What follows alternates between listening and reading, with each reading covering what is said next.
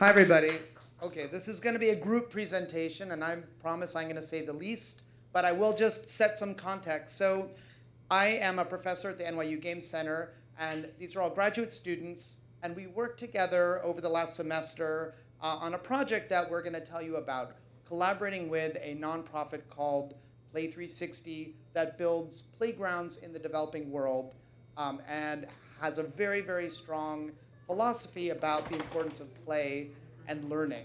And we took it as our task to collaborate with this nonprofit that's been doing beautiful work for 15 years and thinking, what can game design bring to this context? So we're going to tell you a little bit about why we did it, how we did it, and what we did.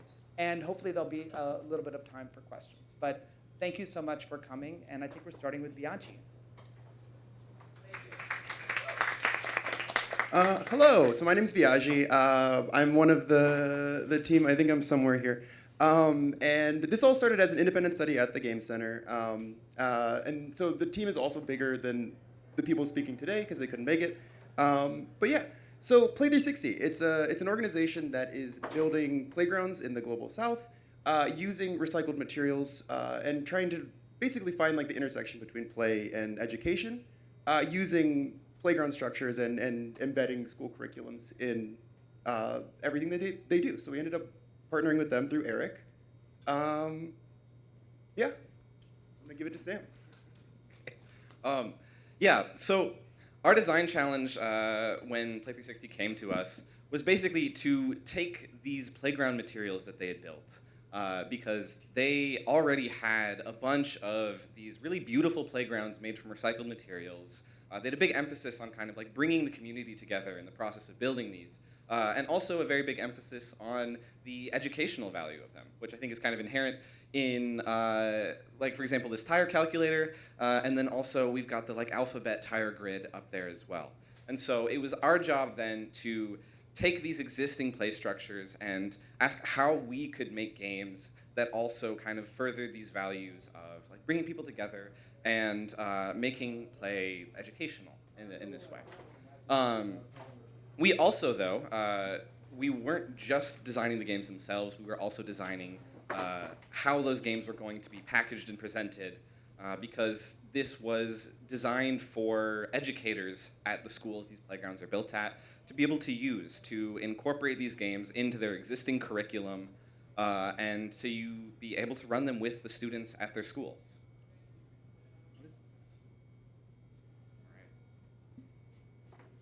I'm actually going to go back a slide before we get there. So yeah, I think it's a lot easier for us to talk about the work we do. So for this portion, we really want to show you the work that we did.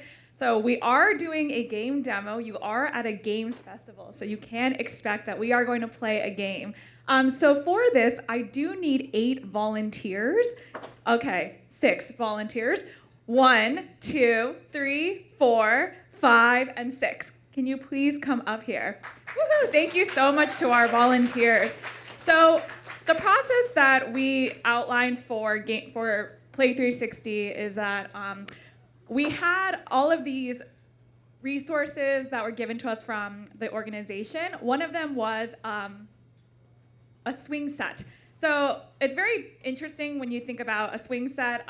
We don't have a swing set at NYU, so we had to kind of improvise. How are we going to design a game that's going to be for educators, fun for children, and how are we, as a bunch of 20-year-olds or 20 to 30-year-olds, going to design games specifically for kids between the ages of 6 and 9. So for this game, this is called Hot Seat Math. I'm going to need you to divide into teams of 3. So I'm going to have 1 sit here, and 1 here, and then the rest, there's gonna be 2 here, and then 2 here. So this game is kind of a competition. So this is designed for the curriculum. It was initially designed for math. So how this game works is I am going to shout out a math problem at you two. You're both, whoever's going to answer correctly first, you guys go to the back of your line. If you don't get it, you also go and join the line where the person won. So for example, what is 2 times 3? Amazing. So now both of you go into this line. Next 2 come up. Yep, come up. 3 times 7? 21. Okay, good, great. We'll go back here, and then you go back here, and then we'll have the next 2 people come up here. You are going to answer, what is 9 times 5? 45. Okay, we'll have you go back here. Yes, excellent. Thank you. We can do one more. Why not? You want to come up? 3 plus 8.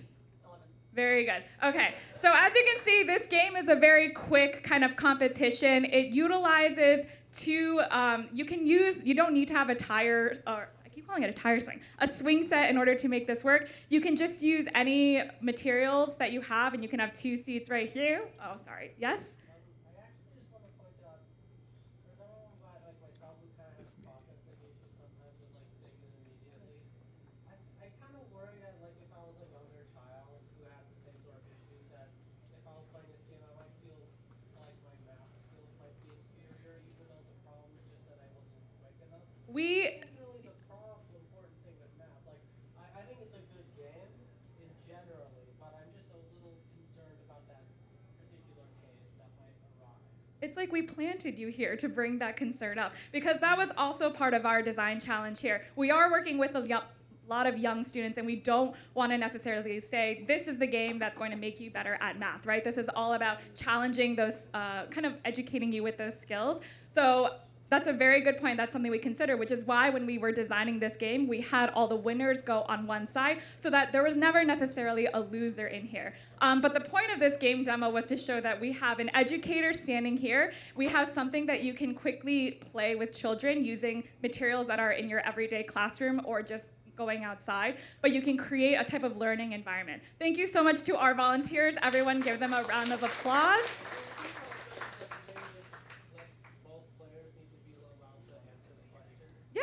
Yeah, I mean, that's amazing feedback and something we're always iterating on. I completely agree. Yeah, so thank you for hot seat math. I'm gonna pass it on to Jim. Oh, sorry.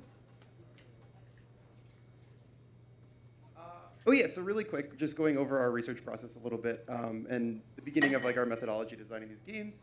Play360 has like a ton of phenomenal resources and documentation of like the structures that they've built previously, and like a lot of guides and curriculum based around these like this work that they've done. So we were kind of standing on the shoulders of giants coming off of it.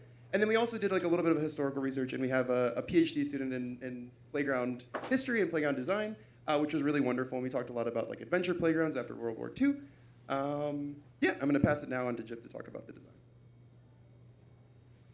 Hi, so what we have learned is that also, aside from designing the games, we also have to design our process, which is an intricate process that involves a lot of coming together, collaborating, discussing, and a lot of playing. It can be divided into 2 main parts, which is the design phase and then the production phase. So to start off with the design phase, we start with the process of conceptualization, where all of us are game designers and we come up with ideas and then we share them amongst each other. And when we come up with ideas, we consider things like what subjects or skills we want the games to teach, or what playground equipment from Play360 that we want to use in the game. After that, we then move on to the play testing, which we mostly play test amongst ourselves. And when we play test amongst ourselves, we basically use pen and paper to mark around area in our classroom to simulate the area of the playground. Or if we need a bigger area, we go out into the hallway. And when we play test, we ask questions amongst ourselves like, is this game teaching the students the subjects and skills that we aim for it to teach? Is it using the equipment from Play360 well? Or is simply if it's too simple or if it's too complicated for the targeted age group that we're aiming for? And these are some pictures of us playtesting among ourselves. Up here is a game called Color Tag, which is a game where a color is called out and then students run around to find and tag an object of that color. And this game was a version of a game called Letter Stories, which is a collaborative storytelling game where students come together to tell a story where they begin their sentence with various alphabets that they have picked. And then this is a game called Shape Dash, which is a game where students use parts of their bodies or the playground equipment to create various shapes, which we also got a chance for a Shape Dash to be playtest in Tanzania through our contact in Tanzania. So we have given the instruction of the game to our contact in Tanzania, who then gave them to the students. This was not only a great chance for us to have the game play test with the actual students who were in actual Play360 playground, but it was also a good chance for us to learn new perspective from those students. For example, we have a game called Rock Museum, which is a game where students pick rocks from their playground and then they do a show and tell about the rocks. And then together they create a collection of rocks that can grow over time. What we've learned is that from our contact is that large structures like museums might not be easily understood by all students, and therefore Rock Museum was then changed to Rock Village. And after playtesting, we do a lot of iterations on those games, and then when that is done, we then greenlight the games, which then move on to the production phase. So for the production phase, the goal of it is to create an encyclopedia which features all the games that we have come up with. To do that, each games are given to a team of a writer and an illustrator who then work together to create a one-page instruction that use both text and visual to describe and provide instructions for the games. I'm now gonna hand it over to Cayman. Okay. So here you can see like a full page of our encyclopedia. This is a page for the game Element Race, which is a game where students run around the playground towards different goals, running in different ways depending on the state of matter of an object that's called out by the teacher. So, like for example, if the teacher were to call out a solid like ice or stone, students would then have to run around the playground with their knees like locked together.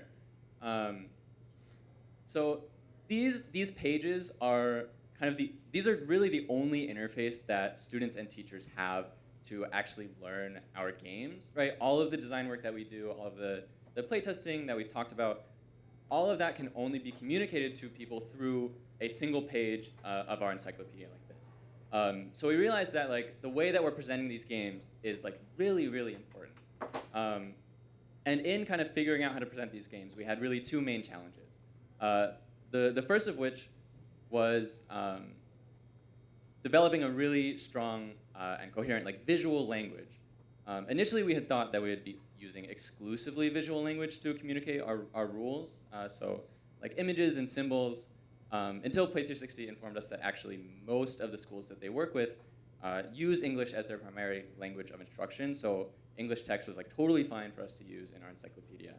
But we decided like most schools is not all schools, so we still wanted to have a really strong visual language that we can use to communicate these games, in addition to English text on our pages, strong enough that the games could be communicated clearly, even if the text was like completely omitted from the page. So you can see the kind of layout and like symbols that we settled on, which Yammer will talk about a little bit more after me. But you can also see this sort of storyboard layout that we settled on, where there's like a maximum of 6 images on a page that all represent like a set of 6 rules. And this storyboard layout really led to our next challenge, which was actually fitting the games onto a single page. So this was, in addition to being a visual design challenge, and almost more so, it was a game design challenge, right? Because our games had to be interesting enough, they had to be fun enough, they had to be educational enough, but they also had to be simple enough to fit into a set of 6 rules with a pretty strict character count that could each be like clearly communicated in images as well.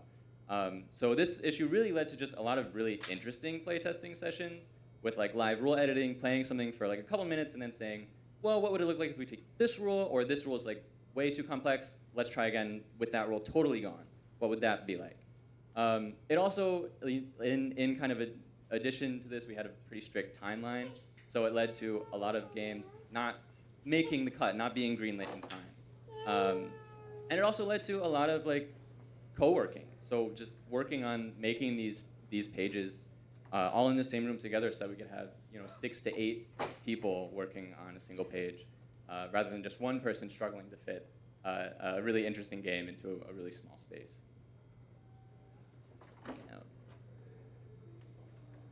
Yeah. So I think Jim mentioned earlier that this was very much a process and a process of designing the process. One design challenge that I think cropped up over time that we came to realize is this idea of making the case for play. With this set of games that we're making, we kind of realized that we have two main audiences. Obviously, the kids who are going to be playing the games. We have to make the games for them. We got to make it fun. We got to make it engaging for them. But also, importantly, the educators that are going to be running the games. And like baseline, we kind of realized this just from the perspective of we're making this encyclopedia that we are presenting to them that they will be learning from so that they can run the games. But through that process, we kind of learned that it's not just about here's the instructions, go play. In talking with Play360 and over time, we realized that a lot of these educators that we are making these games for tend to view games like games and play in the playground as a break from the curriculum and the education, as opposed to a site for further learning and further education. And so we really had to think about how are we helping the educators see the educational value in these games that we're designing. How are we making the case for play? And I think a very helpful moment here in terms of like what we changed about the encyclopedia came when Games for Change's very own Arana Shapiro, hi Arana, came and visited, play tested our games with us, and gave us some great advice. And I think it kind of helped us like break out of this very narrow focus of like as game designers, I think we focus on the games, on the play, on the rules and systems, and sometimes need to step back and consider the context a little bit more. But with Arana's help, it led to this section that we added to the encyclopedia of what to look for.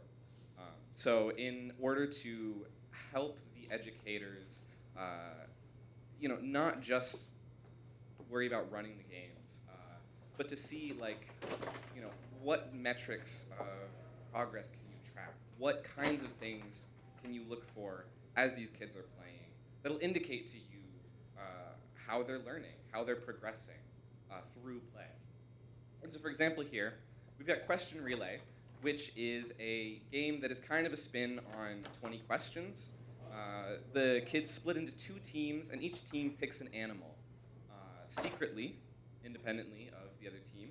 And then the teams take turns sending one kid from the team to go run to the top of a play structure and ask a yes or no question about the other team's animal.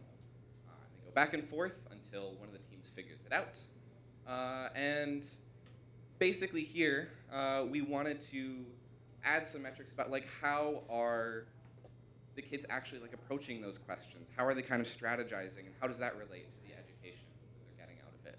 And so for here, we've got like our students identifying distinct parts of animals, like the questions that they're asking specific in that way. But also, are they not just asking about the shape of animals, but are they like reaching beyond and asking about habitats and behaviors and things like that? And yeah, I think this was very helpful for kind of pushing our encyclopedia in a good direction. Yeah. So I'll talk to you a little bit about the whole encyclopedia and what it looks for us at the end. This is all of our games that we designed for Play360 Playgrounds, and this is our little title page.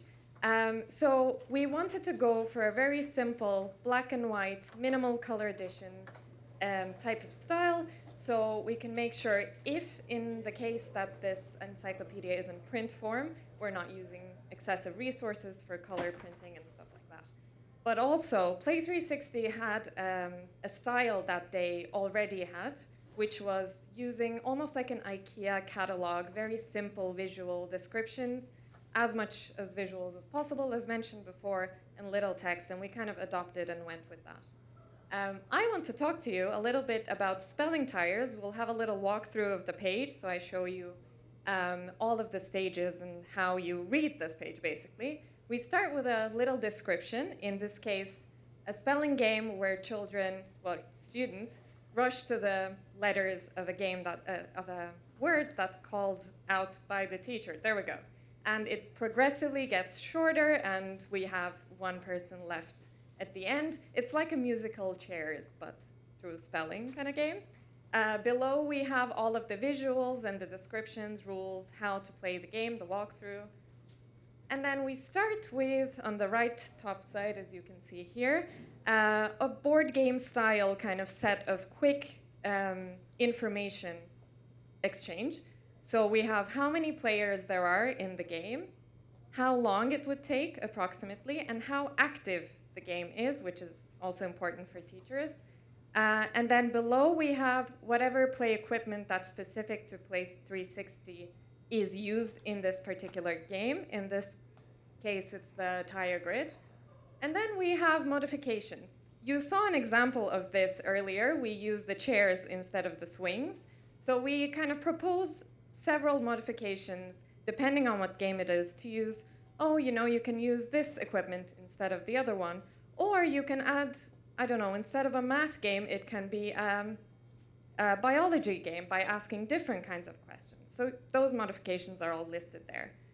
And next up, we have the what to look for. This is where, as Sam explained, we convince the teachers this is why you play games to teach, okay?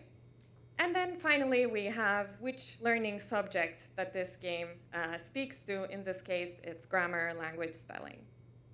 Next up, we have Shape Dash. I'll just very quickly go through this. Jib mentioned about Shape Dash.